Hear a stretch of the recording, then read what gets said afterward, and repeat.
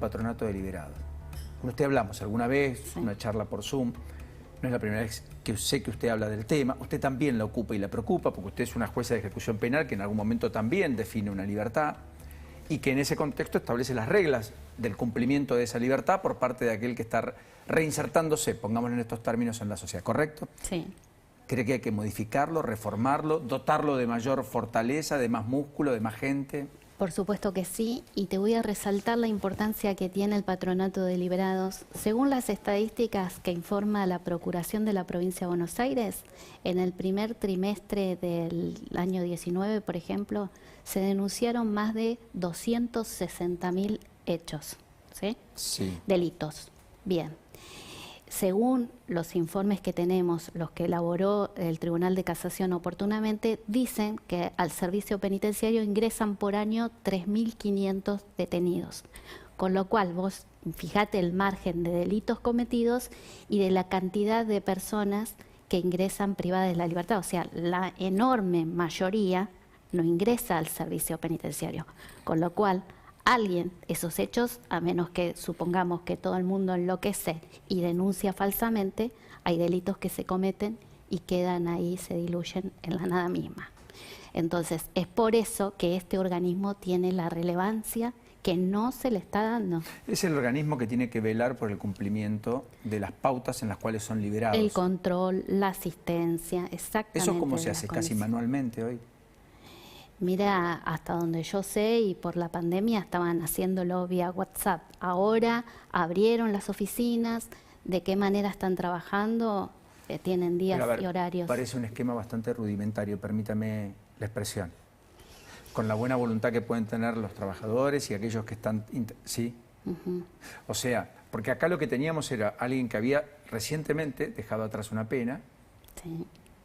pero aparentemente había cometido ya más de un delito y cometió 3 un mismo día, además de un asesinato. Sí, en el caso de una persona que cumplió pena, según la ley, puede recurrir al patronato, pero de modo de asistencia. No hay obligatoriamente. claro, no hay manera de que el patronato per se haga un control. Claro, o sea, porque eso el solo lo día hace- que vence la pena, Correcto. listo, no tenemos nada que Eso hacer solo ahí. lo hace mientras hay libertad condicional Claro, en si cumplimiento está gozando de de la pena. alguna medida liberatoria en el marco del cumplimiento de la pena o de exhibición de prisión o lo que fuera, o de excarcelación, entonces sí controlan, ¿sí? Si hay alguna condición.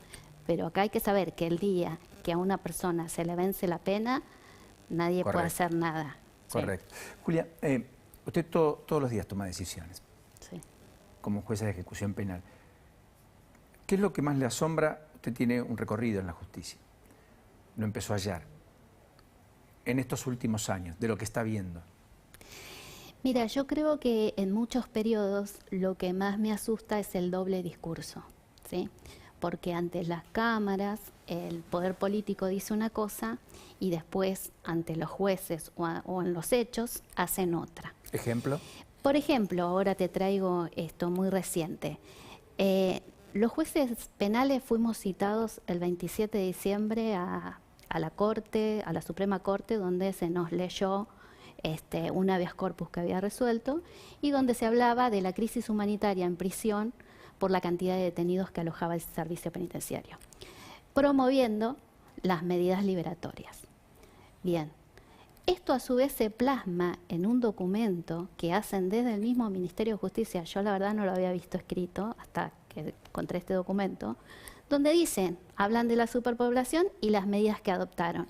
La reunión con los jueces el 27 de diciembre, De donde 2020 19, o 19. 19. Ni bien habían asumido sí, nueva política inmediatamente. criminal, inmediatamente lo llaman a los jueces y le dicen, mire, Sí. nuestra política criminal es esta. Pero no mirá es la lo de que Patricia dicen, Bullrich. esto es lo que dicen ellos, no lo digo yo.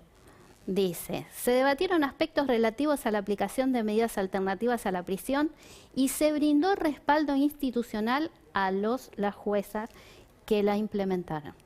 Lo dicen ellos.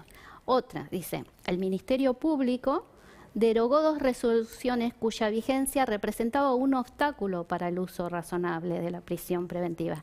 Esto es que no tenían la obligación los fiscales de apelar las excarcelaciones.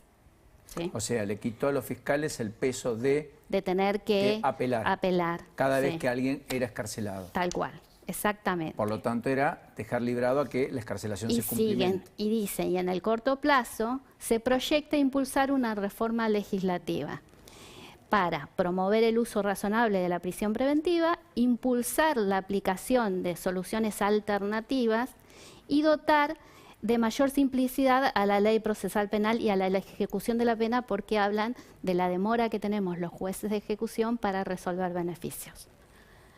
O sea, estaban más preocupados en los beneficios que pedían los que estaban cumpliendo una pena o habían cometido un delito que en las víctimas.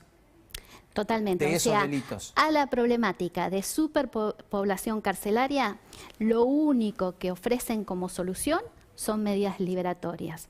No hay ninguna medida que diga, bueno, vamos a crear nuevas cárceles o lugares de alojamiento. Por ejemplo. Si vos tenés, por ejemplo, que tenés una superpoblación de 25.000 detenidos y que tenés un ingreso de 3.500 por año, que ya lo sabés, bueno, contame cuántas plazas vas a hacer. Ninguna.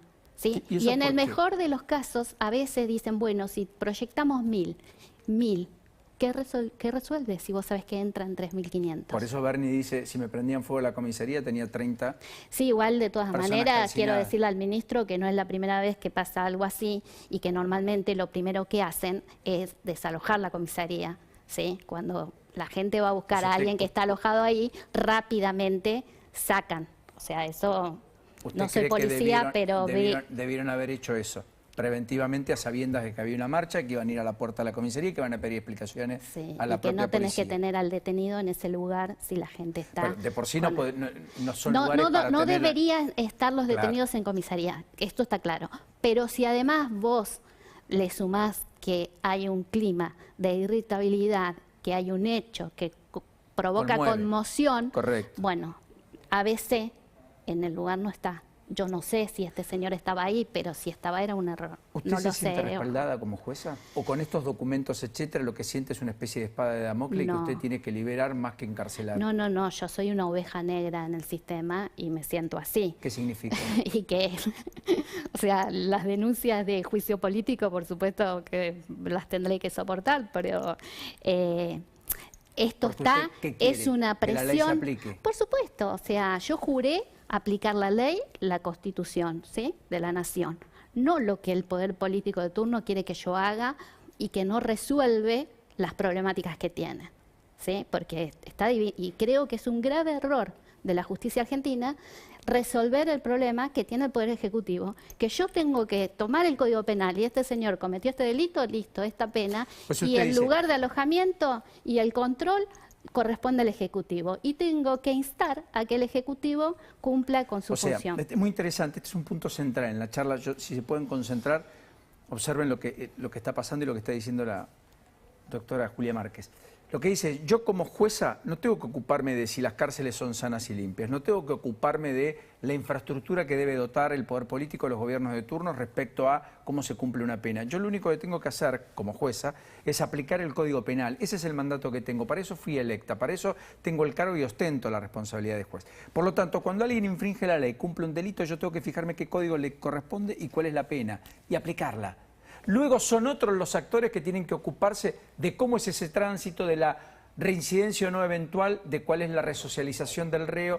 Eso ya no es atributo suyo. No, por supuesto, y lo que yo no puedo hacer en ningún caso es liberar a una persona que no está apta para esto porque el Poder Ejecutivo no tiene dónde alojarla, ¿sí? Porque no se invierten los recursos necesarios para esto. Está perfecto. Eso es lo que no puedo hacer. Por lo cual usted lo que dice y le está hablando, si usted le tuviera que hablar a Kicillof, ¿se vio con Kicillof alguna vez? Jamás. ¿Con el presidente Alberto Fernández? No, tampoco. ¿Con el ministro Bernie? Tampoco. Pero en realidad, o sea, esto no es nuevo, porque yo nunca conocí, excepto una vez a María Eugenia Vidal, pero después no conocí a los gobernadores. Digo, no es que tengamos una relación fluida, no. Porque Bernie lo que suele decir es, este es el problema de la justicia. Sí, sí, eso lo suele decir Bernie y conozco un montón de otros ministros que también lo hicieron. ¿Qué le diría Bernie particularmente a usted? No, yo entiendo que Bernie tiene un discurso, pero que parece que no coincide tanto con gente del mismo gobierno al que él pertenece, porque esto que tengo yo acá viene del Ministerio de Justicia de la provincia. Julio Alac. Claro, entonces bueno, ahí entiendo yo que los ministros por lo menos no habrán conversado, aunque este informe dice que se hizo una mesa de diálogo donde el Ministerio de Seguridad también fue partícipe, lo cual está muy bien, porque si uno va a tomar decisiones como la que se impulsó de liberar, se supone que tenés que tener todo un sistema preparado para estas liberaciones, ¿sí? Entonces está muy bien que el ministro de Seguridad sea partícipe de algo así, ¿no? Pero para darte un dato más, en esta reunión del 27 de diciembre, donde fuimos convocados los jueces, 2019, estaban representantes del Colegio de Abogados, del Patronato de Liberados, de la Comisión por la Memoria y otros organismos de derechos humanos, y no estaba el procurador de la provincia de Buenos Aires, que es quien tiene la responsabilidad de la política criminal de la Julio provincia. Conterán. No estaba presente. O sea, usted lo que pone el foco, el acento en esa reunión es que dice, mire, la voluntad del poder político fue explícita, quedó documentada, está escrita, sucedió en 2019, ni bien habían ganado la elección, y tenía que ver con una política determinada de acompañar más al delincuente o al que estaba cumpliendo una pena y resolverle su estadía en la cárcel de mejor modo y sacarlo cuanto antes, o ni siquiera introducirlo en el penal, antes que amparar a la víctima. ¿Está bien lo que digo? Sí, y resoluciones que eran de muy corto plazo, porque yo ese día salí de la reunión y hablaba con otros jueces y le digo, está perfecto, mañana los liberamos y la semana que viene, ¿qué hacemos cuando estén todos de vuelta? Porque había que ser muy inocente para suponer que las personas que salieran no iban a volver a cometer un hecho. O sea, si les salió bárbaro, ¿sí? O sea, lo que nosotros tenemos que entender es que no se puede alimentar la transgresión a la ley. Y todas estas medidas lo único que hacen es reforzar eso. Y que siempre se pueda acomodar y que se arregle y que... Total, bueno, siempre hay o sea, algo que se reafirma esta cuestión de la impunidad, de total no pasa nada, bueno, me tocó perder, te dicen, y ya. No, esto tiene que tener un discurso claro y bien sancionatorio. Doctora, gracias. De nada. Doblemente gracias. A vos, Paulino, gracias por permitirme poder decir esto, porque a veces escucho algunas manifestaciones y realmente hay que contar hasta 10 millones. ¿Tiene el personal suficiente en el juzgado? No, somos re pocos. Tengo 15 personas. Hace lo que puede y como puede. Como podemos, y la verdad que tengo que reconocerles a todos el esfuerzo que ponen. Son 1.400 detenidos y es mucho trabajo. ¿Cuántos? 1.400 que tenemos. ¿Firmó usted? Sí, exactamente. Con, ya te digo, un montón de circunstancias, porque es fácil decir, bueno, los jueces, pero hay resoluciones que incluso cuando determinan cómo elaborar un informe de los que nos dan a nosotros para que resolvamos beneficios, dicen que las cuestiones disvaliosas de la persona detenida deben ser consideradas obtenidas en el marco del secreto profesional y entonces no comunicársela al magistrado. Con lo cual yo, cuando voy a tomar una decisión, tengo una información por lo menos sesgada. O parcial.